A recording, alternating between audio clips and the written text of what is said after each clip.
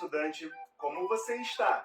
Tem tomado todos os cuidados para continuar se mantendo saudável, como, por exemplo, usado máscara, evitado aglomerações e passado álcool em gel? Espero que sim. E em relação às atividades escolares, está conseguindo acompanhá-las? Realizá-las? Tomara! Sou o professor Léo Machado e antes de começar a nossa aula de hoje, vou me autodescrever. Sou preto, de pele parda, olhos castanhos, cabelo preto, mais curtinho na lateral e arrepiado para cima. Tenho uma barba no estilo cavanhaque. Estou utilizando uma camisa amarela e calça jeans. Estou sentado em uma cadeira gamer. No meu fundo, uma televisão compondo o cenário e do meu lado, um computador. Esse sou eu e vamos à aula de hoje. Vamos começar a aula de hoje com uma contação muito legal. Se liga aí! Contação 4 rainhas africanas. Multi-rio. Texto: Fernanda Fernandes. Amina, rainha de Zazal. Amina, ou Aminato, foi uma das maiores lideranças femininas que surgiram no século XVI no continente africano. Estima-se que ela tenha nascido em 1533. Foi rainha de Zazal, depois conhecida como Zária, uma das cidades-estados alças do norte da Nigéria. Chegou ao poder por sucessão ao governo do então falecido pai, Bakiwa Turunku. Seu reino durou cerca de 3 décadas e foi marcado por grandes avanços econômicos e militares. Como rainha, removeu obstáculos comerciais impostos ao seu reino e abriu novas rotas de comércio. Também expandiu os territórios sob seu domínio. Ordenou ainda a construção de uma espécie de muralha defensiva em torno de Zaira e de outros campos militares. Essas edificações tornaram-se uma característica comum entre os estados alçás e ficaram conhecidas como Muros de Amina, Ganawar Amina, embora pesquisas arqueológicas indiquem que as construções não coincidem com o período em que a soberana esteve à frente do governo. Até hoje, as estruturas e ruínas do Palácio de Amina e dos campos de treino militar podem ser vistas na cidade de Zária. Amina é retratada em esculturas, pinturas, selos postais, peças teatrais e obras de literatura infantil e juvenil. Até hoje, é sinônimo de força e bravura feminina. Disse que sua trajetória inspirou a criação da Princesa Guerreira Xena, personagem de uma série televisiva dos anos 1990. Yaa Asante Uaa, rainha mãe de Ejisu. Yaa Asante Uaa foi rainha mãe de Ejisu no Império Ashanti, atual Gana. Liderou a rebelião conhecida como a Guerra do Trono de Ouro contra os colonizadores britânicos. A guerra teve início no ano de 1900 e durou cerca de 7 meses. Assim como outros líderes, Yaa Asante Uaa acabou sendo capturada pelos britânicos e exilada nas ilhas Seychelles, onde morreu 20 anos depois. Alguns estudos sugerem que a rainha tenha se entregado para que as vidas de sua filha e de sua neta, que estavam mantidas como reféns, fossem poupadas. O sonho de Yaa Asante Uaa de ver Ashanti livre das ameaças estrangeiras acabou se concretizando em 1957, quando Gana se libertou dos colonizadores e conquistou a independência. Na segunda metade do século XX, Yaa Asante Uaa se tornou inspiração para movimentos de luta anti-imperialistas e para a organização de movimentos feministas africanos. Reconhecida como uma heroína nacional, ela dá nome a uma escola de ensino médio para meninas inaugurada em 1960 na cidade de Kumasi, antiga capital do Império Ashanti.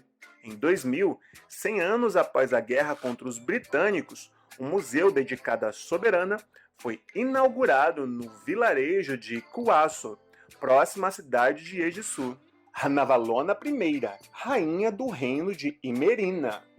Ranavalona foi rainha do reino de Imerina, da ilha de Madagascar, entre 1828 e 1861. Foi a chefe militar do reinado mais longo da história de sua dinastia. Seu reinado pode ser considerado um marco importante na luta contra a invasão política e cultural europeia. Membro de uma família comum de ascendência indonésia, ela se chamava Ramavu, até ter seu nome modificado quando chegou ao poder. Foi uma das esposas do fundador do reino de Imerina, Adrianan Poinimerina, após a morte do marido e depois do sucessor do trono, Radama, ela tramou uma conspiração e tomou o poder. Quando assumiu o trono, expulsou missionários cristãos de Madagascar, desfez acordos comerciais firmados com a Inglaterra e com a França e até entrou em guerra marítima contra os franceses. Ranavalona empenhou-se em proteger a independência de Madagascar e preservar instituições tradicionais e costumes locais sem que houvesse interferência estrangeira. Por outro lado, o número de escravos cresceu bastante em seu reino, por conta das ações militares. Muitos eram mulheres e crianças que trabalhavam em campos de arroz e cuidavam de crianças da região. Contada pelo ponto de vista dos colonizadores, a história de Ranavalona costuma ser narrada por meio de estereótipos racistas e sexistas. Ela é vista como ditadora e tirana, além de louca e cruel. Ainda que naquela época, esses mesmos colonizadores cometessem atrocidades no continente africano em um imperialismo disfarçado de missão civilizatória. No discurso feito por Ranavalona, em sua cerimônia de coroação, em 1829, a própria monarca parecia ciente desse tipo de julgamento e destacava a força feminina. Nunca diga, ela é só uma mulher fraca e ignorante. Como ela pode governar tão vasto império? Eu governarei aqui para a boa sorte de meu povo e para a glória do meu nome. Não adorarei deuses além daqueles dos meus ancestrais. O oceano será o limite do meu reino, e não cederei sequer à espessura de um fio de cabelo dele. A rainha faleceu enquanto dormia no palácio de Manjacamiadana Rova, em Madagascar, em 1861. Nandi Ka Berré, rainha-mãe do reino Zulu. Nandi Ka Berré foi uma rainha-mãe que exerceu forte influência no reino Zulu, na região da atual África do Sul. Especula-se que tenha nascido entre os anos de 1760 e 1767. A história da rainha Nandi retrata a luta de uma mãe contra pressões da sociedade. Ela ficou grávida de Senzanga Kirona, um dos chefes Zulus na época. No entanto, o líder negou a paternidade da criança e alegou que a jovem sofria, na verdade, de uma doença estomacal, provocada por um besouro conhecido como Ixacá. Quando o filho nasceu, Nandi usou da ironia e nomeou a criança de Chacá, em referência ao inseto que diziam ter provocado a sua, entre aspas, enfermidade. Nandi foi acusada de ter seduzido Senzangaconan para gerar uma criança e tentar assim se aproximar do trono. Humilhada, sofreu com a rejeição social e teve que proteger a criança da fome e até de tentativas de assassinato. O menino Chacá foi educado para se tornar um líder de destaque. Introduzido entre os soldados locais, aprendeu táticas de guerra. E quando Senzangaconan morreu, derrubou seu meio-irmão, Sikujana, do trono e assumiu o comando dos Zulus. Assim, Nandi se tornou rainha-mãe e passou a exercer uma posição de destaque junto com o filho, de quem foi grande conselheira. A rainha era contrária à violência e defendia o uso da diplomacia para pacificar desavenças entre os povos vizinhos. Chacá tratava a mãe com reverência e juntos eles fortaleceram a resistência do povo Zulu contra os colonizadores europeus. Ele se tornou uma importante liderança entre os Zulus.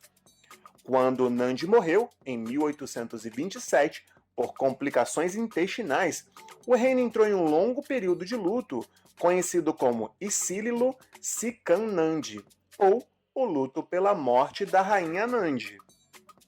O túmulo pode ser visto ainda hoje nos arredores da cidade de Eshowe, na África do Sul. Para o povo Zulu, Nandi representa a força da mulher e de uma mãe, inspirando assim a luta feminina contra as imposições do patriarcado. Você já conhecia essa contação? Gostou da história? Espero que sim! Em meio a uma sociedade misógina e sexista, ou seja, que tem aversão às mulheres, colocando-as em lugar secundário e de subserviência, valorizar personagens históricas do gênero feminino ajuda no respeito à igualdade de gênero, defendendo assim uma possível equivalência entre eles.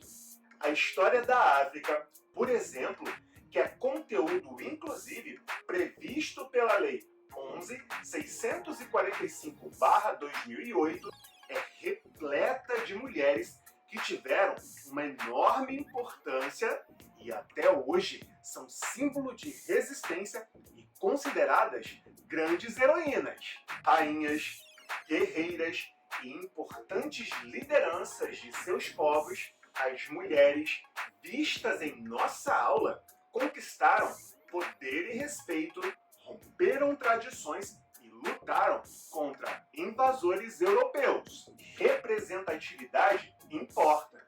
E quando a mulher, que é vista como minoria frente aos seus direitos sociais, se depara com protagonistas femininas, entende que ela também pode conduzir as próprias narrativas da sua vida. Mas me conta aí, está conseguindo acompanhar a aula até aqui? Para aferir isso, quero lhe propor um desafio.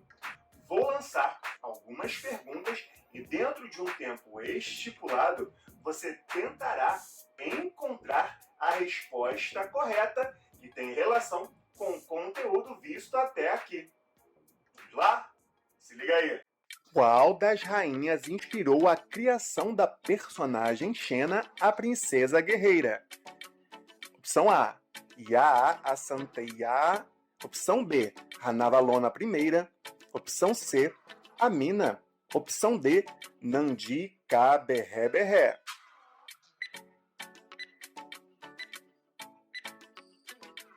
Resposta certa, letra C, Amina. Qual rainha liderou a rebelião conhecida como a Guerra do Trono de Ouro? Opção A, Ranavalona I. Opção B, Yaa Asanteiya. Opção C, Amina. Opção D, Nandi Kaberré.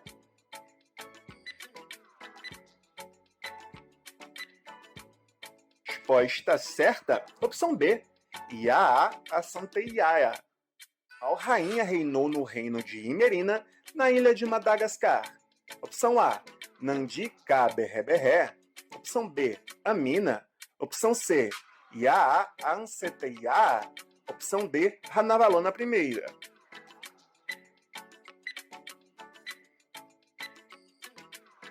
Resposta certa, opção D, Ranavalona I.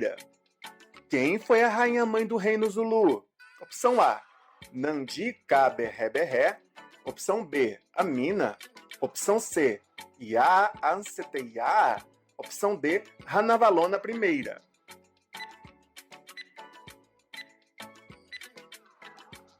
Resposta certa, opção A, Nandi Kaberré.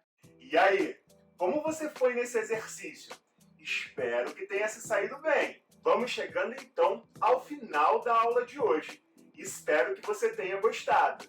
Foi muito bom estar com você. Continue estudando e se protegendo. Te aguardo nas próximas aulas. E não deixe de acessar a sala de leitura e o Rio Educopédia no aplicativo Rio Educa em Casa. Grande abraço. Fui!